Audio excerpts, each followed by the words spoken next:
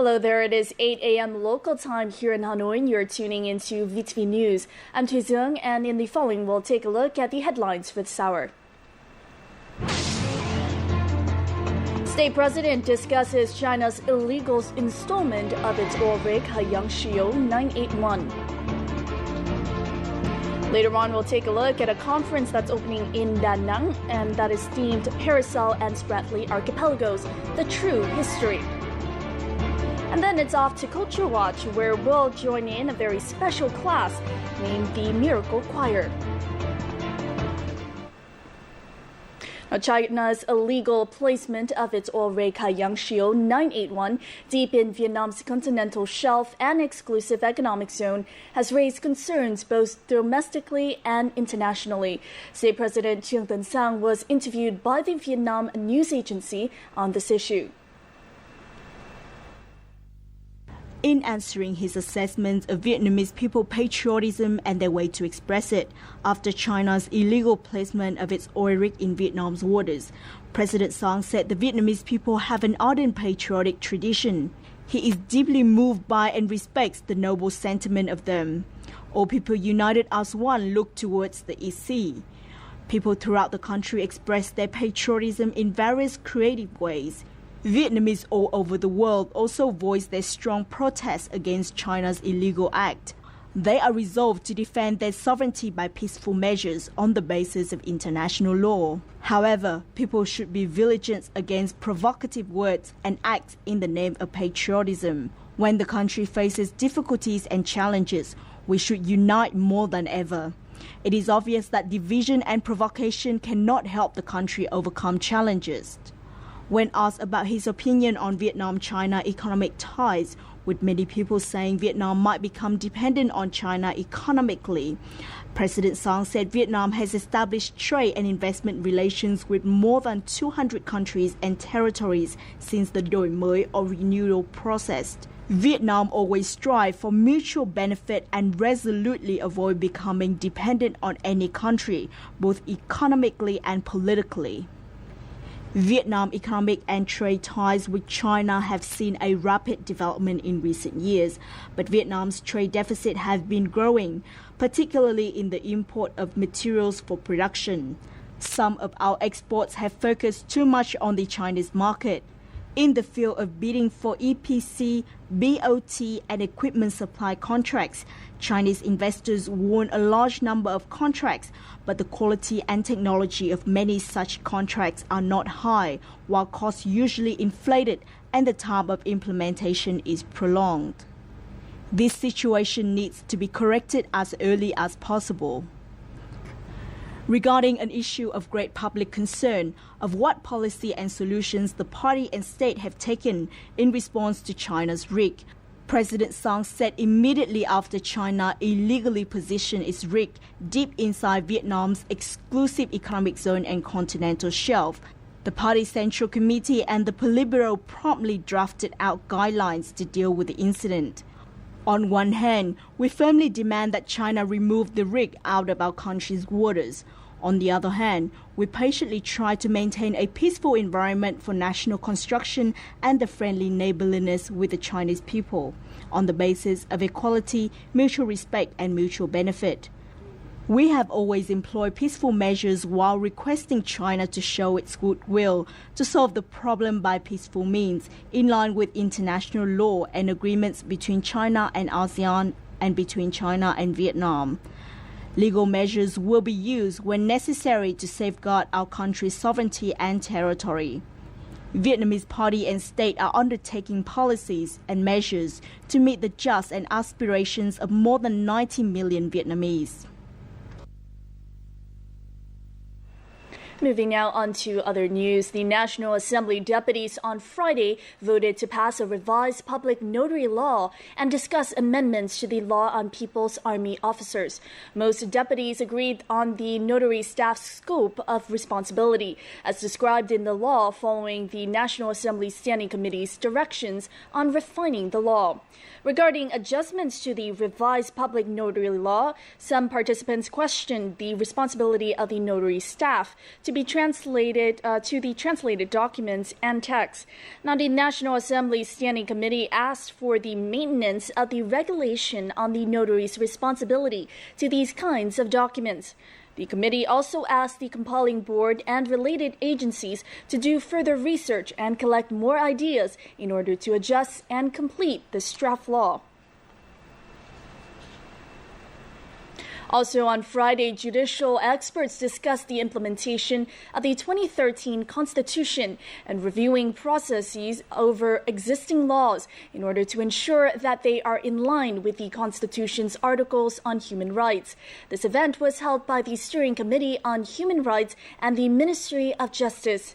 Nearly 100 delegates from different ministries and agencies attended this event. At the conference, the delegates proposed to amend 14 laws because they have yet to approach the human rights articles in accordance with the 2013 Constitution. In fact, there are quite a lot of legal documents issued by authorities at different levels. However, we are quite slow in comparing the current legal documents regarding human rights in relation to Constitution's articles, so we may find that some current legal documents are unconstitutional. Some delegates said that unconstitutional legal documents on human rights should be announced and written off as soon as possible. I think that the constitutional amendment involves many laws. Those which are urgent should be amended first and then followed by those laws which address the Constitution.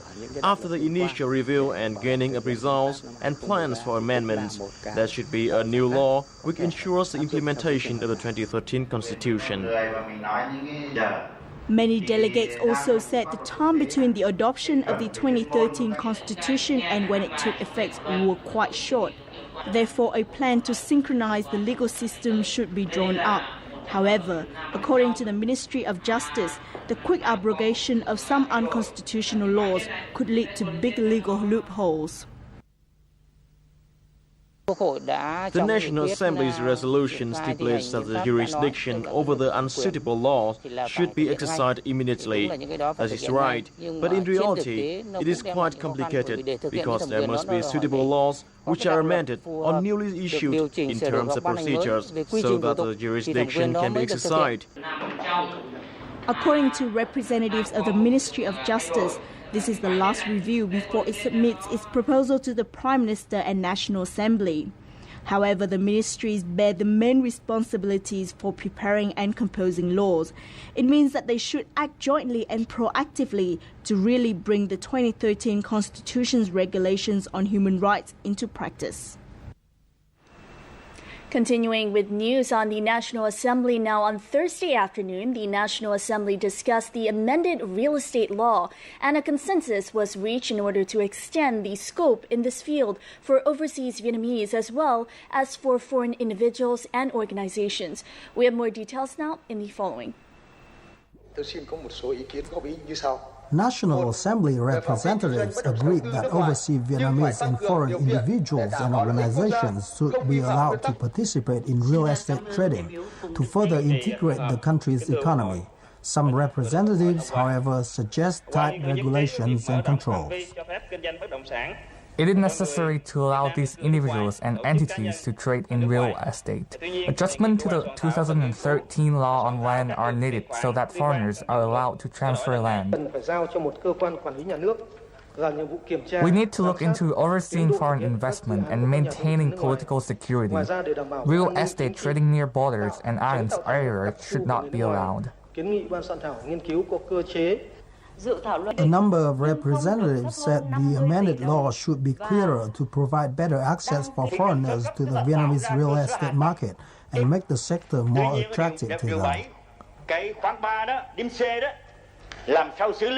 Part C of Article 3 should be amended so that foreign investors can buy and continue projects already started by domestic firms, provided they adhere to the original plans and designs.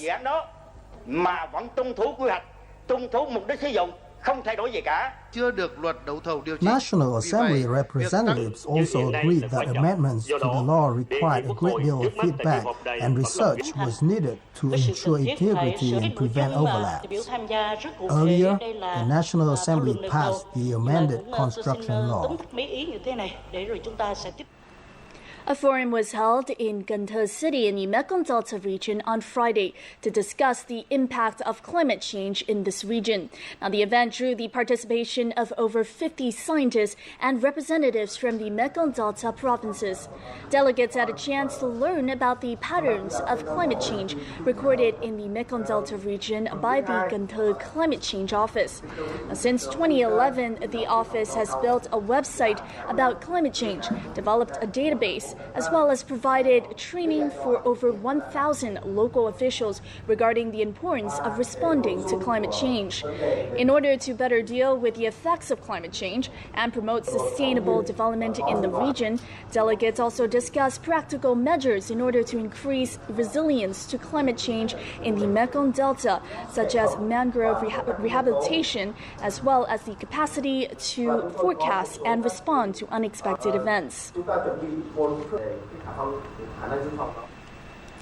Now, this year's summer-autumn harvest produced a bumper crop for farmers in Yên Khánh district of Ninh Bình province, thanks to a variety of rice that is resistant to pests, diseases, and also dry conditions, and still overall produces a high yield.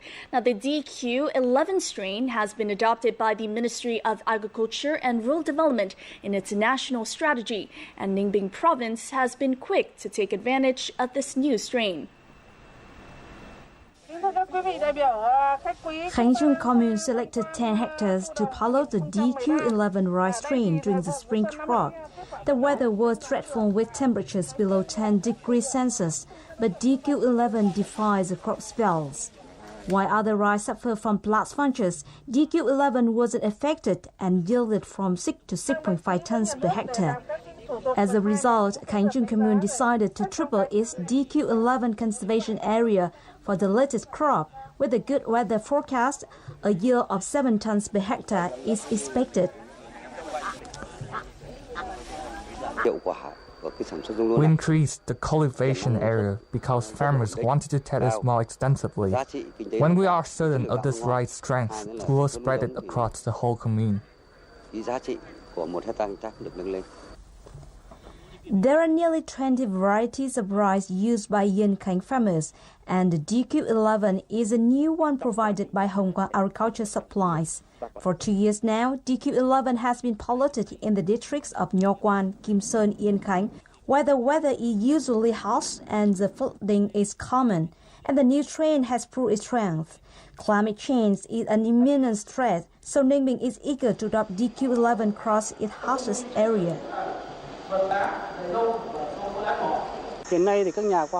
Improving rice strains is a core aspect of rural development. We have high hopes for DQ11 rice, and we have asked enterprises to inform farmers of its potential throughout the province. In its agriculture plans to 2020, Ninh Bình will allocate $100 million for plant and livestock breeds. The money will be spent on converting 50% of all rice plantations to DQ11 rice, while a further 20% will use other trains approved by the ministry. Coming up here in our live edition of BTV News, a conference that is themed Paracel and Spratly Archipelagos, the true history. And later on in Culture Watch, we'll meet with the Miracle Choir, giving underprivileged children a chance to learn how to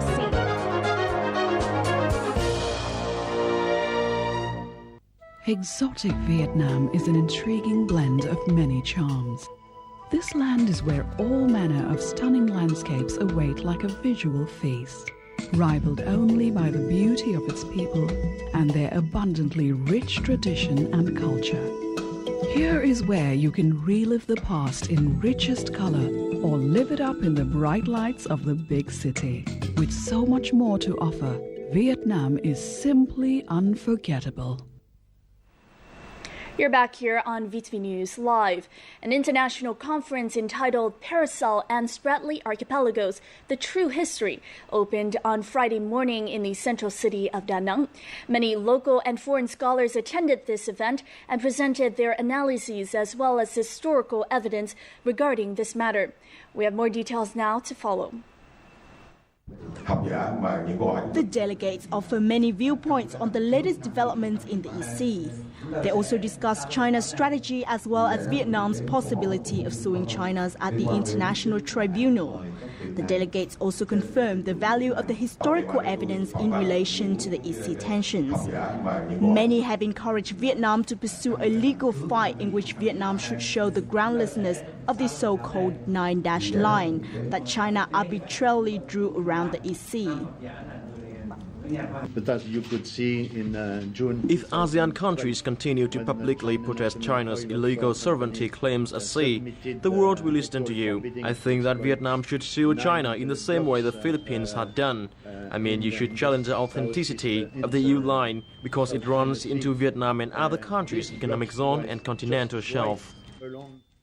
According to specialists, Vietnam can offer legal valuable documents which prove that Vietnam has legally established and exercised its sovereignty over the Hoàng Sa and Trường Sa archipelagos in accordance with UNCLOS 1982. In light of this bank of compelling evidence, China's claim of sovereignty over these islands will be seen as weak and groundless. We should show the international public our evidence. Firstly, this will let the Vietnamese people strengthen their trust in the justice of our claim. Secondly, it will let the global public understand the truth so that they will accompany us in our bid for justice. As part of the event, the delegates also discussed the influence of the current East Sea tensions on peace and security in the Asia-Pacific region, as well as measures to resolve this tension.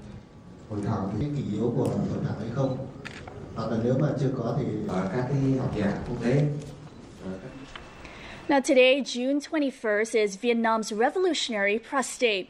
On this occasion, Vietnam's National Press Award ceremony for 2014 will be held tonight in honor of the organization's and individuals' excellent work and good public service. According to the organizers, the topic of sea and island sovereignty is one of the most interesting topics this year and has won many prizes. Đại Đoàn Kết newspaper is an outstanding organization nominated for this year's award for a series of 4 documentaries in celebration of the 25th anniversary of the naval battles at Reef Island. The series recalled the historic events that occurred during the course of Vietnamese naval forces' bid to protect the country's sovereignty at sea in 1988. The documentary even made an accurate forecast about the potential risks which have come to pass in the EC at the present time. The thing that pleased me most in this series is that it provides a wide range of viewpoints from the experts, rather than just repeating historical events. From these insights, we can glean reasons to protect national sovereignty over the islands, both in present and in the future.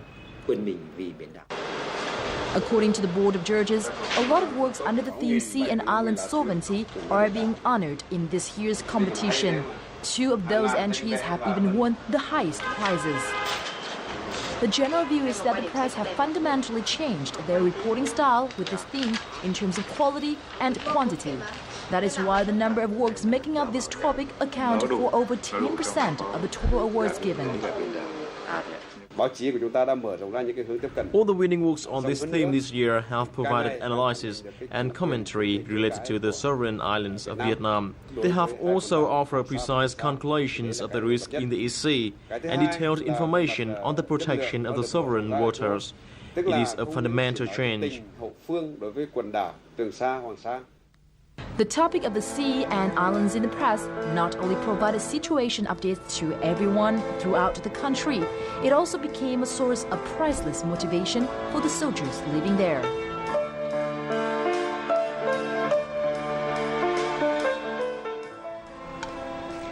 Our Our bulletin now takes us to the province of Ha Giang in the northernmost part of the country. With plentiful natural resources and a diverse culture, the province has developed various kinds of tourism in recent years. Now, one notable type is community tourism, which has helped to improve the lives of local people. However, in order to make the best use of this special brand of tourism, it is said that local people still require much more training. Visiting Ha Giang, visitors can enjoy majestic landscapes, ancient houses, and terraced fields, as well as the unique cultural lives of many ethnic groups. From the highlands of Dongban to the various folk dances and performances, there is plenty to attract both domestic and international tourists. Currently, there are 31 cultural tourism villages. However, the knowledge and communication skills necessary for serving tourists are still quite limited. The potential for tourism development in Ha Giang province is great, but to exploit it fully, we still have to work more to provide professional training for the local people and help them to know how to preserve and promote their traditional and cultural values. This is a skills training workshop in community-based tourism for the local people in Bang Hamlet, Đạo Đức community in Ha Giang province. Here, the trainees are given an overview of tourism in Ha Giang, as well as the benefits of community tourism methods and skills to interact with tourists. Myself and many others here really want to be trained in community-based tourism skills. After training, we know more about this special kind of tourism. We think that we can do it ourselves from now on. In addition, local people also have the chance to apply the knowledge learned in the workshop to real life, like how to cook food and decorate their houses, and in particular, how to communicate with tourists. Training courses like this have brought about many positive results, such as raising the business skills of local people, restoring and preserving traditional values, and confirming Ha Giang's position on the tourist map of Vietnam. More than 40 photos of lotus flowers by Korean photographer Lee Sang-bok are currently being displayed at an exhibition themed The Story of Lotus Flower. This event kicked off on Friday at the Korean Cultural Center here in the capital city of Hanoi. Now, this event features the changes in lotus flowers as seen over the 4 seasons in the Republic of Korea. Some photos of Vietnamese lotus flowers are also on show as part of the exhibition. The event is expected to remind Korean visitors of the moment when they first admired this symbolic flower in their homeland. Now, this event will run until the 29th of June.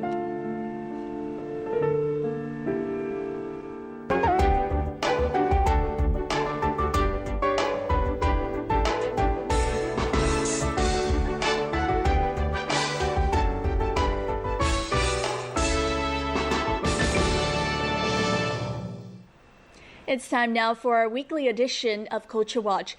Now, music making is an emotional and physical experience. Thus, learning to make music gives children the opportunity to discover not only their emotions, but also their physical bodies. This philosophy has empowered Hanoi pianist Giang and her husband, Korean conductor Park Sung-min, in order to create a free music program for underprivileged children here in Hanoi. Our VTV reporter Huyen Ji has the story.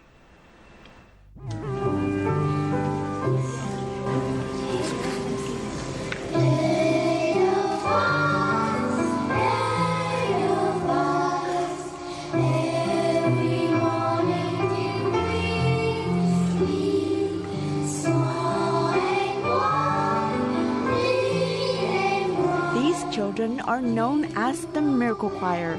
So, what is miraculous about them? And I'm standing right in front of the place where the miracle happens. This is the music room at the Korean International School in Hanoi, where these children practice for 2 hours every Sunday to prepare for this concert. But the true miracle here isn't just the music, it is how this music has changed these children's lives. Let's go and take a look.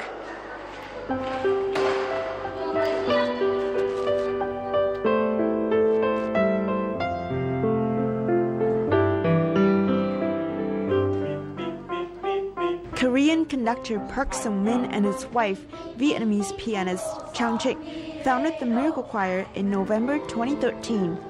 sponsored by the Dream Project of the Korean Culture Center in Hanoi and inspired by the world-famous non-profit educational program Our Systema, the Miracle Choir offers free music lessons for underprivileged children in the capital city.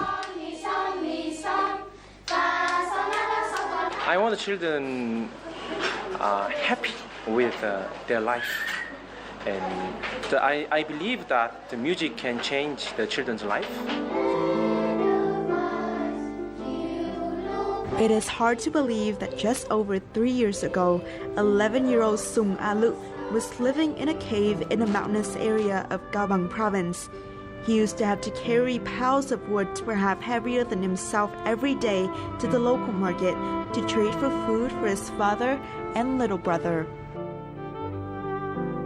In 2011, with the help from Gabang local government, Hanoi Humane Training Center, and other donors, Alu's family moved to Hanoi to start a new life. Now he no longer has to worry about providing for his family. He goes to school every day and receives music lessons every weekend. I've learned to sing many songs. I've also learned how to play basketball. When I'm performing, I feel very happy. I just try my best. When I grow up, I want to be a soccer player. Every week, these children learn music through creative means, such as using hand claps to represent different musical pitches, making rhythm from bouncing a basketball, dancing, and using their bodies in response to the music they hear. With each class, the Miracle Choir becomes more and more like a family to them, where discipline and musical excellence are accompanied by love and personal transformation. When they first started, they were a little shy. I still remember when I asked them some questions. They were all very quiet, and none of them dared to make eye contact with me. But things are very different now. They actively participate in class discussions, and they have more performing experience as well. They are even more confident than the teachers when they are on stage. Since its beginning, the Miracle Choir has performed on stage 4 times, along with children from other choirs such as the Korean Children Choir and most recently, the students from British Vietnam International School. Through these events, they have experienced the magical power of music, which is self-expression and harmonious friendship despite language barriers. Huyền Chi for Vietnam Television. And now let's have a look at your updated weather forecasts.